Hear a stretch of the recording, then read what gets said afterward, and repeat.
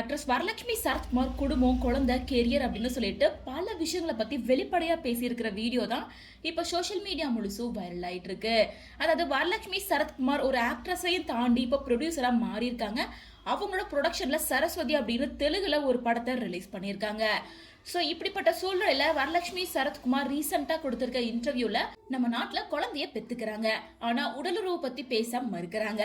அது குறிச்சு பேசினாலே ஐயோ பேசக்கூடாது தப்பு அப்படின்னு சொல்றாங்க. ஆனா உலகத்திலேயே மக்கள் தொகையில முதல் இடத்துல இருக்கிறது இந்தியா தான். அப்படிப்பட்ட இந்தியால இருந்துகிட்டு இத பத்தி பேசாம இருக்கிறது எனக்கு ரொம்ப அதிர்ச்சியா இருக்கு. உடலுறவு வச்சுக்கிட்டு குழந்தை பெத்துக்கிட்டு இருக்காங்க. ஏதோ ஃபேக்டரியில லைனா குழந்தை பெத்துக்கிற மாதிரி பெத்துக்கிறாங்க. அதுக்கப்புறமா குழந்தைய பெத்துட்டோம் அதனால நாங்க கஷ்டப்படுறோம்னு சொல்றாங்க. எதுக்காக குழந்தை பெத்துக்கிறீங்க?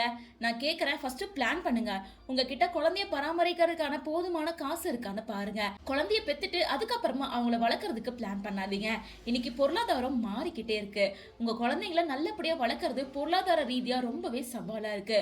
உங்க குழந்தைங்கள பராமரிக்கக்கூடிய நிதி அளவு ஆதாரம் இல்லாம குழந்தைய பெத்துட்டு பணத்துக்காக மத்தவங்கள்ட்ட போய் நிக்காதீங்க. சரி, என்கிட்ட வந்து குழந்தைங்க இருக்கு, எனக்கு உதவி பண்ணுங்க, உதவி செய்யுங்கன்னு கேக்குறாங்க.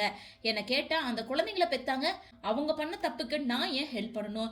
என்கிட்ட வேலை பாக்குறவங்கள்ட்ட நான் சொல்றது ஒன்னே ஒண்ணுதான், மேரேஜ் பண்ணிக்கோங்க, பொருளாதார ரீதியா நீங்க ரொம்ப உறுதியானதுக்கு அப்புறமா குழந்தை பெத்துக்கோங்க அப்படின்னு சொல்லியிருக்கேன். அதுக்கப்புறமா தாத்தா சாகரன்னு சொன்னாரு, பாட்டி சாகரன்னு சொன்னாங்க, அதனாலதான் குழந்தை பெத்துக்கிட்டேன்னு எல்லாம் சொல்றாங்க. அதுக்காக எல்லாம் நம்ம வாழ்க்கையை நம்ம சீரழிக்க முடியாது தானே.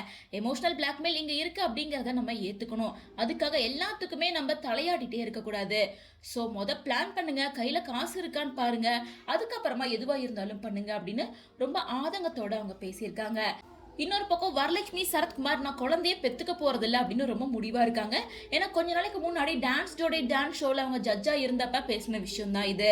நான் குழந்தை பெத்துக்க மாட்டேன், எனக்கு ஏற்கனவே என்னோட தங்கச்சி பூஜா இருக்கா, அவளுக்கும் எனக்கு 8 வருஷம் வித்தியாசம் இருக்கு, அவ என் அம்மா மாதிரி என்ன ரொம்ப நல்லா பாத்துக்கிறா, என்னை பொறுத்த வரைக்கும் அவ தான் என்னோட குழந்தை, நான் தனிப்பட்ட முறையில் எனக்குன்னு குழந்தை பெத்துக்கிற ஐடியாவே கிடையாது அப்படின்னு வெளிப்படையா பேசியிருந்த நிலையில இப்போ குழந்தை பெத்துக்கிறதுக்கு பின்னாடி இவ்வளோ ப்ராப்ளம் இருக்கு அப்படின்னு மக்களுக்கு எடுத்து சொல்ற மாதிரி ஒரு அவேர்னஸ் தான் இந்த இன்டர்வியூல இது எல்லாமே வரலட்சுமி சரத்குமார் பேசியிருக்காங்க.